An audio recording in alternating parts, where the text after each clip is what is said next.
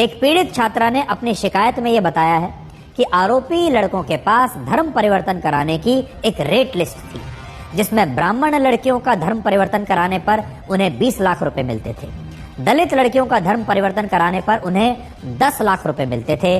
और ये एक बहुत बड़ा खुलासा है।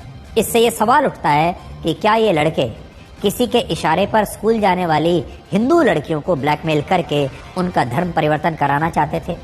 ये सारे अनपढ़ लड़के हैं, गरीब मजदूरी करने वाले लड़के हैं। इनके पास ये अच्छे कपड़े कहाँ से आए?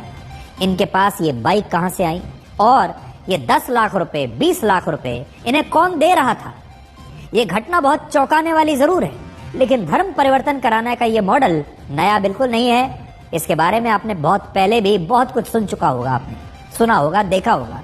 और आपको याद होगा पिछले साल एक फिल्म आई थी जिसका नाम था द केरला स्टोरी।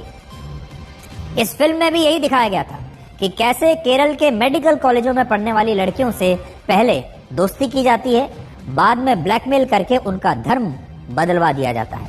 राजस्थान में इस घटना के खिलाफ लगातार विरोध प्रदर्शन हो रहे हैं और जिन लड़कों ने इन घटनाओं को अंजाम दिया है, इन लड़कियों को परेशान किया है, उनके साथ अदालत में वकीलों ने भी मारपीट की है। और जिस कैफे में ये आरोपी लड़के इन हिंदू लड़कियों को लेकर जाते थे, उस कैफे पर राजस्थान की सरकार ने बुलडोजर चलवा दिया है। और इस घटना के बाद राजस्थान के कई माता पिता इतना डर गए हैं कि अब वो अपनी बच्चियों को अकेले स्कूल नहीं जाना देना चाहते और माता पिता अब खुद अपनी बच्चियों को स्कूल छोड़ने के लिए जा रहे हैं। जिन नाबालिग लड़कियों ने इस घटना का खुलासा किया, आज हमने उनसे ही बात की है। और जब आप इन छोटी छोटी बच्चियों की आप बीती सुनेंगे तो आपके होश उड़ जाएंगे। और ये पूरी जो कहानी आज हम आपको बता रहे हैं, ये आपको सावधान करने के लिए है। आप देश के किसी भी राज्य में रहते हैं, किसी भी शहर में, गांव में, कस्बे में रहते हैं, ये किसी के साथ भी हो सकता है। आपको सावधान रहने की आवश्यकता है और आपके घर में जो बच्चे हैं उन्हें भी सावधान रहने की बहुत आवश्यकता है।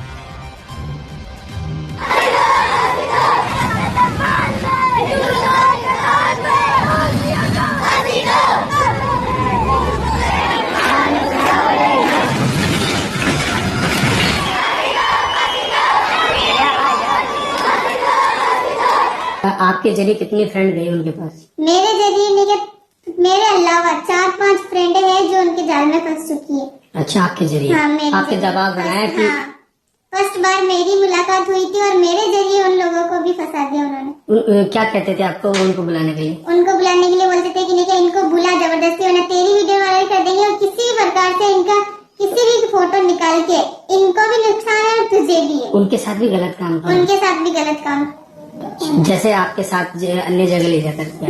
मेरे साथ किया उन्होंने। उसके फ्रेंड का संपर्क मेरी फ्रेंड से हुआ था, उस जगह हुआ। फिर आगे क्या चला? फिर आगे चला, उसने मेरे को नमाज पढ़ने के लिए भी बोला था, बुर्का पहनने के लिए भी बोला था। उसने ये बोला कि हमारे शुक्रवार के दिन 5 टाइम की नमाज होती है, रोजा वगैरह होते हैं, रखने वगैरह के, और बुर्का पहनने के लिए भी बोला था। उसने ये भी बोला कि शॉर्ट कपड़े नहीं पहनने, कुर्ता वगैरह ये सब। और वो कभी कभार ऐसे मिलने के लिए भी फोर्स करता था और भी लड़कियों को संपर्क लेने में भी फोर्स करता था। और अगर मैं उसको ये चीज बोलती कि मैं अपनी फैमिली को बताऊंगी, करूंगी, तो ये बोलता कि तू अपनी फैमिली को नहीं बताएगी, अगर बताएगी तो या तो तेरी फैमिली को खतरा है या तेरे को है।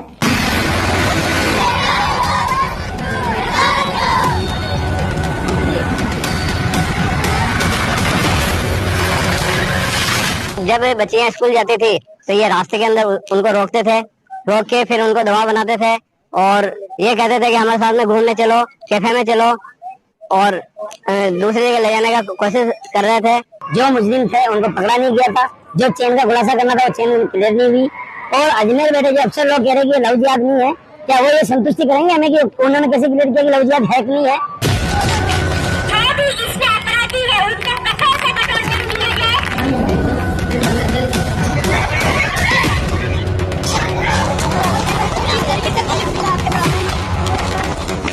पुलिस ने 3 नए आरोपी और बनाए, आशिक, श्रवण और करीम खान। इसमें से जो श्रवण है वो कैफे संचालक है और करीम खान जो इनका मीडिएटर जो संपर्क करता है वो है, और आशिक इस घटना के अंदर मेन कड़ी है जो इनको रेकी करता था, उस प्रकार का इनका रोल सामने आया है। कोर्ट से 5 दिन की रिमांड मिली है और जो नए आरोपी 3 हमने गिरफ्तार किए हैं उनसे भी उनके अनुसंधान के लिए हमने कोर्ट से रिमांड मांगा, तो 7 दिन का अनुसंधान के लिए हमें रिमांड प्राप्त हुआ है।